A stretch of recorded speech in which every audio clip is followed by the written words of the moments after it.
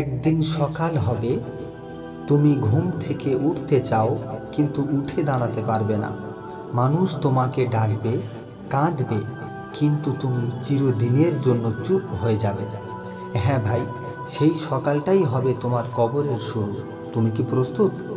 রাসূলুল্লাহ সাল্লাল্লাহু আলাইহি ওয়াসাল্লাম বলেছেন, আখেরি জামানায় মানুষ ইসলামকে শুধু নামে চিনবে। নামাজ থাকবে কিন্তু পরিচিত নামাজদার থাকবে না। কোরআন পড়া হবে কিন্তু শুধু মুখস্থ, হৃদয় কিছু থাকবে না। আজকের সমাজে কি এই চিহ্নগুলো নেই? সুদ, মদ, ব্যভিচার সব যেন হালাল হয়ে গেছে। মসজিদ আছে কিন্তু খালি। পর্দার কথা বললে বলে ওল্ড ফ্যাশন বলা হয়। ভাই ও বোনেরা, আমরা গন্তব্যহীন এক নৌকার মতো ভাসছি, যার দিশা নেই, ঈমান নেই, লজ্জাও নেই। এমন এক সময় যেখানে হারাম উপার্জন করেও মানুষ হজে যায়, ফজরের আজান বাজে কিন্তু মানুষ বলে আরো 5 মিনিট ঘুমাবো। তুমি জানো না, আজ রাতেই হয়তো তোমার শেষ রাত। মৃত্যুর পর তুমি একা কবরে ঘুটঘুটে অন্ধকারে থাকবে। না থাকবে তোমার মোবাইল, না থাকবে বন্ধু, না থাকবে ইনস্টাগ্রাম।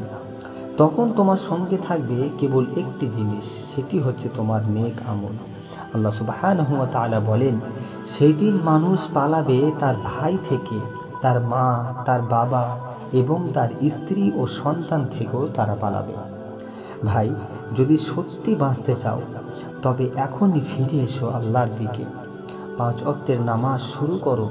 প্রতিদিন অন্তত 5 মিনিট কোরআনের ব্যাখ্যা পড়ো এবং কোরআন তেলাওয়াত করো। সুদ, হারাম থেকে দূরে থাকো। ধীরে ধীরেই হোক, তাও শুরু করো। সোশ্যাল মিডিয়া থেকে অশ্লীলতা দূর করে ইসলামিক ভিডিও দেখো। রাসূলুল্লাহ সাল্লাল্লাহু আলাইহি ওয়াসাল্লাম বলেন, তুমি যতটুকু পারো গুনাহ থেকে দূরে থাকো, আল্লাহ তোমাকে গুনাহের চেয়েও বেশি পুরস্কার দেবেন। এই দুনিয়া চিরস্থায়ী না ভাই। আজ হাসছো, কাল কবরে কি করবে? এই ভিডিওটি যদি তোমাকে 1 সেকেন্ডের জন্য যদি নাড়া দেয়, তবে প্লিজ একবার অন্তত বলো, ইয়া আল্লাহ, আমাকে হেদায়েত দান করো।